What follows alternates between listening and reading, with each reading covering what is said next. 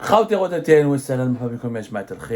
que vous allez bien, j'espère que vous vous portez bien, j'espère que tout se passe bien pour vous. Nous sommes le 21 juillet 2023. اليوم راح نحكي لكم une histoire digne d'un film. Je vais raconter l'histoire de celui qui était en 2019 et jusqu'en 2020 l'un des maîtres de la machine à fabrication des mouches électroniques en Algérie.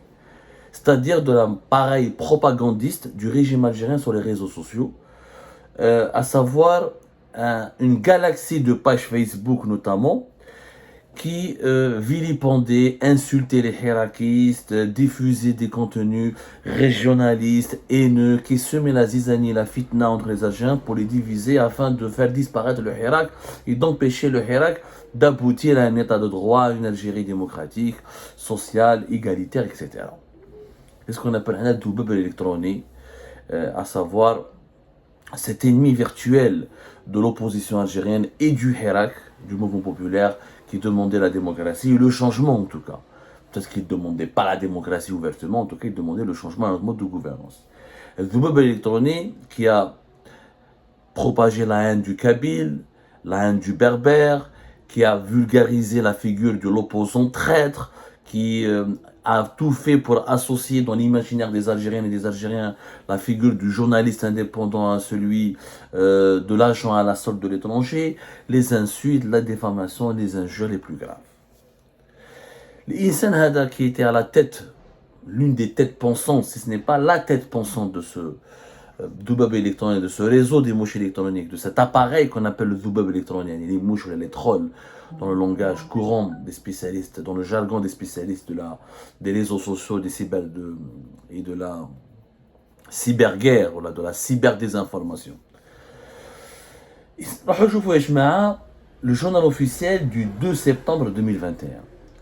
Un an est sorti et qui était passé totalement inaperçu. Le 2 septembre 2021, la présidente de la République a annoncé la nomination de nouveaux chargés de mission au niveau du palais présidentiel d'El Mouradia. Parmi les nouvelles personnes nommées, il y avait un certain Mohamed Reda Ebziz, qui avait été nommé par décret présidentiel chargé d'une mission à la direction générale de la communication à la présidence de la République. Mohamed Reda Ebziz. Son nom a été noyé parmi les autres noms des personnes qui avaient été promues ou la nommées ou la désignées comme chargé de mission à la présidence de la République à Alger. Et personne n'a plus parlé de lui. Personne ne sait d'ailleurs qui est Mohamed Reda Ebziz. Mohamed Reda Ebziz retrouve le rôle important qu'il avait joué secrètement, clandestinement en 2019 et en 2020 et en 2021. Et ainsi en 2021 il avait été nommé. C'est parce que le Hirak a été étouffé et opprimé définitivement et empêché officiellement à partir de fin mai 2021, alors qu'il avait tenté de redémarrer en février 2021 après une pause très longue durant l'année 2020 en raison de la pandémie de la Covid-19. هذا محمد رضا إبزيز يا جماعة واش حكايته؟ تبعوا مليح وشوفوا كيف يقول لكم بلينا l'Algérie. C'est vraiment, l'Algérie devrait vendre des abonnements et elle devrait concurrencer Netflix et Amazon. Elle gagnera plus d'argent qu'en vendant du pétrole et du gaz. Tellement elle exporte des histoires totalement extravagantes. Adam Mohamed Reda Ebziz, dans les années 2015-2016, qu'un vendeur de sous-vêtements. كان يبيع les sous-vêtements في المارشي تاع بليده. Tu vois, Khazarona, Blida, Qdam Stata, Tchakar, il y a toujours des marchés de proximité في Blida, où je salue beaucoup les gens de Blida. C'était un vendeur de sous-vêtements, c'est-à-dire les vêtements féminins, notamment les soutiens-gorge, les culottes, etc. Un métier respectable que je ne conteste pas, que je n'aurais pas vilipendé. Mais ce vendeur de sous-vêtements, son destin, personne ne s'attendait, donc dans son entourage, les personnes qui connaissaient Mohamed Reda Ebziz, personne ne pouvait croire que 3 à 4 ans plus tard, Hada, le vendeur de sous-vêtements, va se retrouver à la tête du dispositif de propagande le plus puissant sur les réseaux sociaux et sur la toile, la blogosphère algérienne. كيفاش حكيتو هذا محمد رضا إبزيز Madika, il est devenu l'ami d'un certain Lies Hadibi. Lies Hadibi, c'était un jeune qui n'est pas journaliste, mais qui est beaucoup plus informaticien, connaisseur, un geek amoureux de l'informatique, etc., qui a fait un peu sciences politiques, etc. Il s'est lancé dans le journalisme, Niass Hadibi. Il a lancé un site durant les années 2015, juste après 2014, pour le quatrième mandat de Bouteflika, un site qui s'appelait Algérie 24. Al Jazair 24 بالعربي. وهذا site, il appartenait directement au fils de Tartag. هذا Niass Hadibi, il était l'ami du fils de Tartag, Ashraf Tartag, ou le fils de Tartag à l'époque, à partir de 2014, son père est devenu coordinateur des services secrets algériens, patron des services secrets algériens à partir de septembre 2015. Il a voulu faire du lobbying médiatique, etc. Il s'appelle Mohamed Ashraf Tartag. Il a voulu soutenir son père, etc., donner une bonne image de son père et défendre la figure de son père, parce que la disparition, le remplacement du général Tawfiq par Bachir Tartag est intervenu dans des conditions assez spéciales. Le colon de Bouteflika, après le quatrième mandat, a démantelé l'appareil du DRS qui avait régné sur le pays, sur les services secrets algériens de 1990 jusqu'à 2015. Le clan Bouteflika, notamment Saïd Bouteflika, a voulu tourner la page de Général Tawfiq, ou Bachir Tartag, qui avait des problèmes avec Général Tawfiq parce qu'il avait été un peu mis au placard depuis 2011, ça a commencé en 2010, mais depuis 2011-2012. Tartag est venu se venger, prendre sa revanche contre le Général Tawfiq qu'il avait exclu, qu'il avait mis à l'écart, mis au placard. Et c'est Tartag qui a été choisi par les Bouteflika pour faire oublier, pour effacer un petit peu les traces et le règne, et pour déconstruire le règne du général Tawfiq. Mohamed Ashraf Tartag donc finance et aide Niass Hadibi à faire un site internet, et aussi Al Jazair 24. Il les a financés, il leur a donné une villa, etc. À un homme du côté de Saïd Hamden, etc. Ils ont commencé à travailler. Mohamed Reda Ebziz, au départ, il était le chauffeur de Niass Hadibi. C'était son chauffeur. Sauf que Mohamed Reda Ebziz est intelligent, rusé, éveillé, il a beaucoup de qualités. Il a tapé dans l'œil de Niass Hadibi. Niass Hadibi a le mot. Les réseaux sociaux, comment gérer les réseaux sociaux. À l'époque, l'utilisation de Facebook en Algérie était en grosse explosion. Moi, j'étais parmi les pionniers de la presse en ligne en Algérie, vous savez, avec Algérie Focus en 2011-2012, ensuite avec Algérie Pat en 2017. On était là, la presse en ligne, on avait des grandes communautés sur les réseaux sociaux, on était très suivis, on avait des audiences beaucoup plus importantes que les audiences de la majorité écrasante des grands titres de la presse papier. Mohamed Reda, donc, il apprend comment gérer les pages Facebook, comment avoir une communauté sur Facebook, comment faire de la désinformation, comment lancer des rumeurs, comment susciter la polémique, comment faire le buzz. Il a appris les techniques de ce qu'on appelle le monitoring éditorial sur les réseaux sociaux, ou là du community management sur les réseaux sociaux. Donc le chauffeur va devenir aussi un apprenti sorcier sur les réseaux sociaux, parce que malheureusement, il ne s'agit pas de l'usage des réseaux sociaux pour informer, pour éclairer l'opinion publique, mais juste pour défendre des lobbies, des intérêts claniques, des intérêts mercantiles, et de toucher de l'argent de la part de certaines marques pour faire des opérations commerciales, ou là de travailler pour le compte de certaines personnalités politiques qui voulaient travailler leur image, ou leur réputation, là, attaquer leurs adversaires et leurs ennemis sur les réseaux sociaux, sur Internet. Le Hirak éclate quand la crise politique éclate en 2018. Niass Hadibi, je ne sais pas, vous ne connaissez pas son histoire, il a fait de la prison en même temps que moi. C'était en octobre 2018. Il est sorti, d'ailleurs, juste avant moi. Moi, j'ai fait 20 jours de prison, lui, il avait fait une semaine et quelques de prison. Le fils de Tartag était intervenu pour le secourir. À l'époque, c'était le général Belqser, le Ghali Belqser, à travers la brigade de recherche de Bab Jdid, et le colonel Mourad Zardoudi qui l'avait mis en prison. Et parce qu'ils ont touché Niass Hadibi pour essayer d'entraîner la chute de Tartag en provoquant un scandale autour de son fils Mohamed Ashraf Tartag, qui finançait sur les réseaux sociaux des opérations de propagande et des opérations de diffusion de fake news pour déstabiliser certains personnages de l'État. سلك من الحبس 2018 قلعت la crise politique تاع 2019 تبدلت l'état algérien. Le clan Gaïd Salah a renversé le régime Bouteflika, le clan Bouteflika, où Dja Wassini Bouazza, général Wassini, le fameux général Wassini Bouazza, qui croupit là en prison, qui est devenu le méchant loup, le méchant coupable de tous les maux du pays.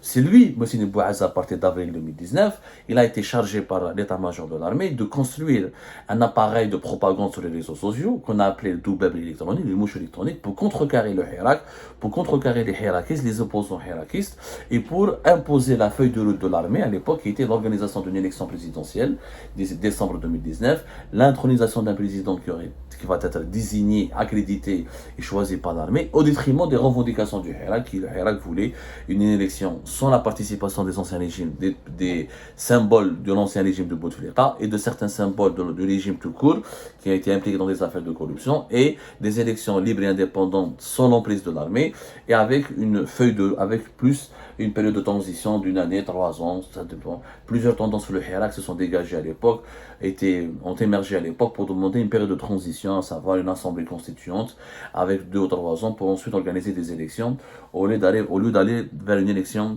présidentielle supervisée et dirigée uniquement par l'armée. هذا Mohamed Reda Ebziz, c'est là où il a été recruté par le général Wassine Bouazza, parce que Houa ou les Hadibi, ils travaillaient avec l'équipe de Tartak.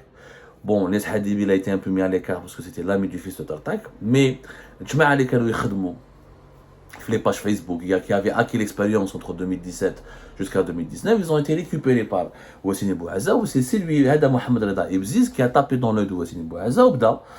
Il a commencé, à l'époque, Wassine Bouazza, les services secrets lui donnaient un budget conséquent pour gérer énormément de pages Facebook, de faire de la publicité sur Facebook, créer des faux profils, gérer des salles virtuelles de trolls, c'est-à-dire ils payaient des gens qui avaient 5-10 profils par jour, ils faisaient des commentaires en arabe, et ils utilisaient des logiciels et des algorithmes pour générer des commentaires négatifs ou insultants encore des opposants et des Hirak pour discréditer le Hirak et pour défendre coûte que coûte l'institution militaire et sa feuille de route contre la feuille de route du Hirak. Donc, Mohamed Reda Ebziz, il a créé, il a créé des pages Facebook, il a sorti des rumeurs sur les opposants. C'est lui, par exemple, qui a sorti la rumeur comme quoi Bouchesh, il avait une relation intime avec la femme de Karim Tabou, il se bouffe les familles des opposants et des figures du Hirak, il viole leurs intimités, ils font dans la haine anti-Kabyle. Le Hirak est un mouvement qui vient de la Kabylie, et c'est les séparatistes, des agents de la France.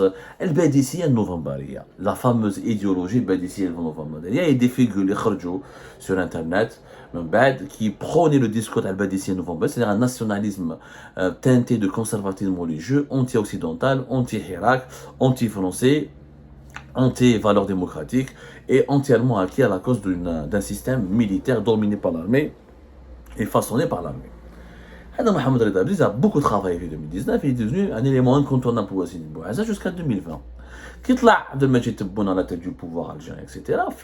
Au sein de la cellule de communication et de l'entourage, au sein de la cellule de communication de la présidente de la République, Abdelmadjid Tebboune, il a choisi des éléments qui lui étaient fidèles et qui l'ont accompagné dans son staff de la campagne électorale. منهم عبد اللطيف بالقايم, كمال سيدي سعيد, كما شايف هذاك ياسين عقون ولا كما سعيد عقون ولا ما لا باش la présidence, qui est l'un des actuellement porte-parole de la présidence. Ce sont des anciens journalistes ou des spécialistes, الاخر بكروح, عبد الوهاب بكروح. Donc il a choisi ses fidèles qui l'ont accompagné, Samir Aggoun, c'est ça, qui l'ont accompagné pour la campagne électorale, une campagne électorale qui était très rude pour Tebboune, parce que je vous rappelle que Wassine Bouazza voulait soutenir davantage, voulait introniser, voulait permettre à Azdemi Houbi de gagner l'élection, et pas Abdelmadjid Tebboune. On a déjà parlé de cela, on ne va pas revenir là-dessus. Donc, Ouchidir, Tebboune, il récupère Mohamed Reda Ebziz. Il a été très efficace et il maîtrise bien les réseaux sociaux, des pages Facebook, ou c'est l'un des maîtres des web électroniques, des mouches électroniques en Algérie.